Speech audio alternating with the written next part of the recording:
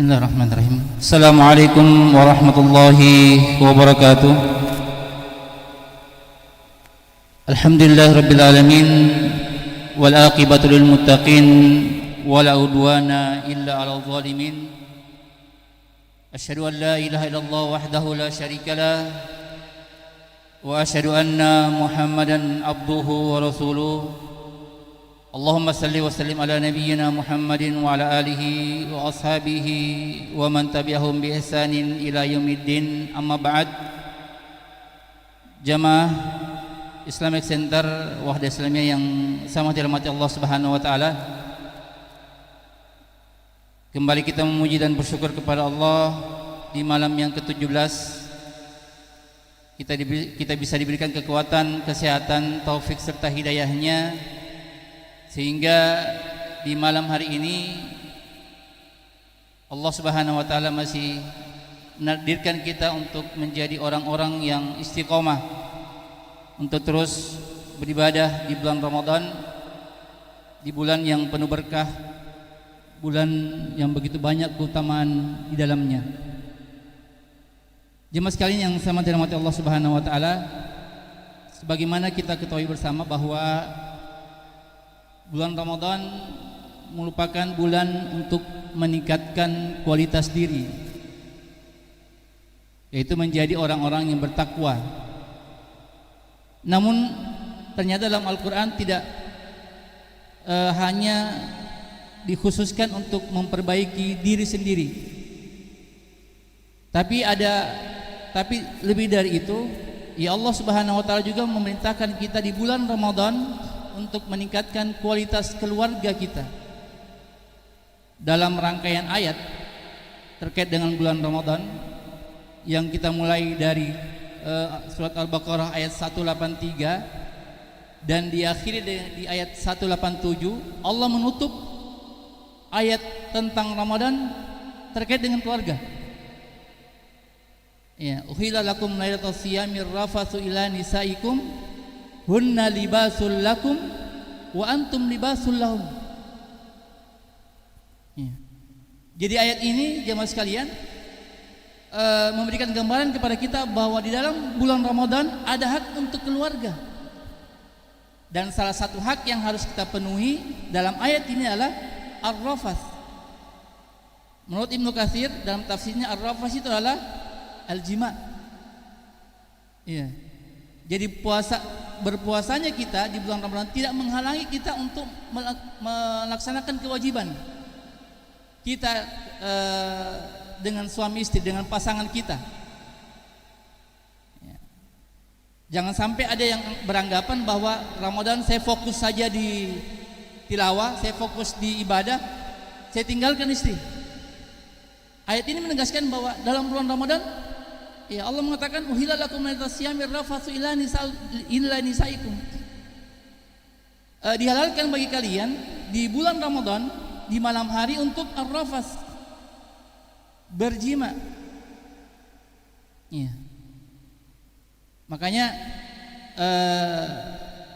dalam kitab Al-Mu'jamul Kabir, Imam At-Tabari pernah mengatakan bahwa salah satu kebiasaan dari Abdullah bin Umar di bulan Ramadan adalah berbuka dengan al-jima, dengan jima. Iya. Jadi ini Bapak Ibu sekalian menjadi iftar alternatif, ya. Jika seandainya biasanya kan kita bukanya dengan kurma, kolak, ya. Tapi kalau mungkin suatu saat kita buka tudung saji di meja, tidak ada yang tersedia, ya, tidak ada kurma, tidak ada kolak, tidak mengapa, yang penting ada kamu. Iya. Nah, apalagi menurut penelitian bahwa laki-laki karena makanan yang dia konsumsi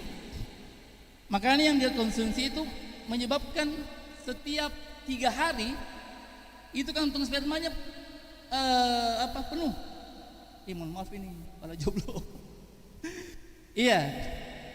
Sehingga makanya lihat ini ibu-ibu, kalau apa, suami sudah mulai uring-uringan, marahnya tidak jelas, biasanya apa, darah putihnya sudah naik di kepala. Berarti itu tanda untuk mengamalkan ayat ini, ya, untuk mengamalkan ayat ini. Maka jemaah sekalian yang sama dirahmati Allah Subhanahu wa taala, ayat ini sekali lagi memberikan gambaran kepada kita bahwa di bulan Ramadan ada hak keluarga yang harus kita tunaikan. Ya. Makanya kami sebagai salah satu konsultan keluarga itu setiap kali kita menangani masalah yang paling sulit untuk kita tangani adalah ketika suami istri itu sudah lama tidak berhubungan. Ya, sangat susah untuk kita damaikan kembali. Makanya keharmonisan rumah tangga itu sangat tergantung dengan berapa sering dia melakukan ar-rafas ini. Ya. Nah, jamaah sekalian yang sama dirahmati Allah Subhanahu wa taala, sekali lagi ayat ini memberikan gambaran kepada kita bahwa ada hak keluarga di bulan Ramadan. Dan di bulan Ramadan merupakan momentum bagi kita untuk memburu keberkahan. Karena ada beberapa momentum, ada beberapa momen, ada beberapa waktu yang itu mengundang keberkahan dalam keluarga. Karena bisa jadi permasalahan-permasalahan rumah tangga yang kita hadapi saat ini yang sangat sulit untuk kita dapatkan solusinya, bisa jadi keberkahan itu Allah sudah cabut dari kita. Ya. Makanya kata Rasulullah SAW, khairukum li ahlihi wa ana khairukum li ahlihi. Aku adalah sebaik-baik kalian adalah orang yang paling baik dengan keluarganya. Maka kata Rasulullah, akulah yang paling baik dengan keluargaku. Makanya kalau kita mau lihat karakter asli pasangan kita, tanya sama istri kita. Karena ada kan orang yang Masya Allah ketika dengan orang lain dia bisa berlemah lembut, dia bisa bertutur kata dengan baik, tapi dengan pasangannya, naudzubillah min dzalik, ya, kata-kata kotor, sumpah serapah dan seterusnya, itu yang didapatkan. Hingga tidak heran emosi-emosi negatif yang seperti ini akan berimbas kepada kepada anak-anak kita. Kami beberapa kali menangani kasus siswa santri, dan ujung-ujungnya memang komunikasi yang emosi yang negatif yang mereka terima dari orang tuanya, sehingga anaknya bermasalah di keluarga. Maka jemaah sekalian, apa momen yang mendatangkan keberkahan keluarga itu di bulan Ramadan ini yang kita buru, ini yang mungkin jarang kita dengarkan. Momen yang pertama, waktu sahur. Kenapa waktu sahur? Karena orang ketika bangun sahur itu mengandung keberkahan. Karena kata Rasulullah SAW berdoa, Allahumma barik li ummati fi bukuriha. Ya Allah, semoga Allah merahmati umatku orang yang bangun pagi. Dan kita sudah bangun sahur. Iya. Makanya para ummahat, ibu-ibu, Ustaz, bagaimana saya bangun sahur? Saya haid. Tidak apa-apa, bangun saja. Untuk apa? Untuk mengambil keberkahan dari waktu sahur itu. Iya. Dan orang-orang yang sering telat bangun, ini biasanya bermasalah. Ada dua ciri pribadi orang yang sering bermasalah. Yang pertama itu sering bangun kesiangan. Yang kedua, sering berlama-lama di kamar mandi atau di WC. Iya. Iya. Panjang ini. Iya. Yang pertama, orang yang bermasalah, ciri pertama adalah sering bangun kesiangan. Kenapa bangun kesiangan? Karena Allah cabut dari mereka keberkahan hidupnya. Karena menentang sunnatullah. Kan dalam ayat waja'alna laila libasa waja'alna nahara ma'asya. Dijadikan malam itu sebagai untuk istirahat dan siang untuk beraktivitas. Kalau kita balik itu keadaan, maka kita sama dengan menentang sunnatullah. Maka jangan heran orang-orang yang seperti ini akan dicabut keberkahan dari hidupnya. Yang kedua, orang yang bermasalah, orang yang sering berlama-lama di kamar mandi. Orang yang sering berlama-lama di kamar mandi.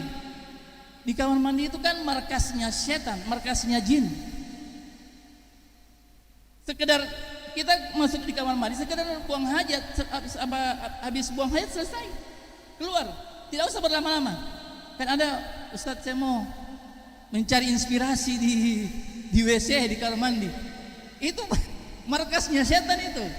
Kalau antum dapat inspirasinya inspirasi dari setan. Saya lah inspirasi di masjid, mungkin lebih berberkah, di taman, di perpustakaan, ya. Jadi itu dua ciri orang yang bermasalah. Ya, apapun mungkin ada kebaikan, memang ada kebaikannya, mungkin ada kebaikannya, tapi bisa jadi orang-orang tersebut telah dicabut darinya kebaikan atau keberkahan. Masih ada berapa ini mungkin? Sampai jam berapa ini Ustaz tadi? 5 menit lagi, oke. Saya percepat. Yang kedua, keberkahan yang kedua, makan sahur. Makan sahur itu berkah. Ya, makan sahur berkah. Kata Rasulullah SAW, bersahurlah, ya, karena di dalam sahur itu ada barokah, ada keberkahan.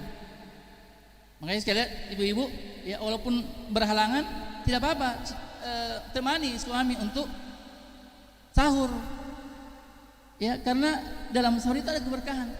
Kita ingin rumah tangga kita diberkahi oleh Allah. Iya. Dan di fatwa Lajnah Daimah itu pun seperti itu, dianjurkan para ulama menganjurkan para wanita haid untuk tetap sahur walaupun berhalangan. Yang ketiga, keberkahan yang ketiga, makan bersama. Makan bersama. Dan tidak dikatakan makan bersama kalau tidak memenuhi syarat. Ada syaratnya makan bersama. Yang pertama, berhadapan dengan makanan.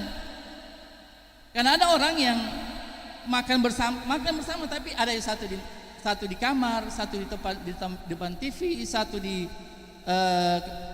kamar tamu, makan bersama, ya, sebagaimana yang dicontohkan oleh para sahabat dan Rasulullah SAW. Karena di dalam makan kebersamaan itu, kata Rasulullah, dalam makan bersama itu ada keberkahan.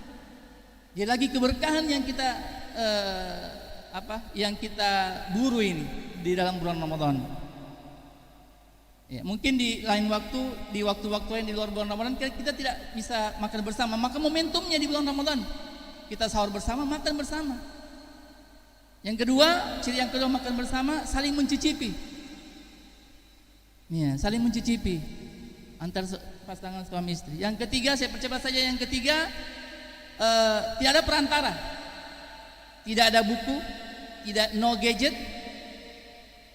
tidak ada Al-Quran. Maksudnya kita juga harus melihat momentum kita. Jangan sampai Ustadz saya mau kejar target baca Al-Quran, sampai makan pun bawa Al-Quran di meja makan.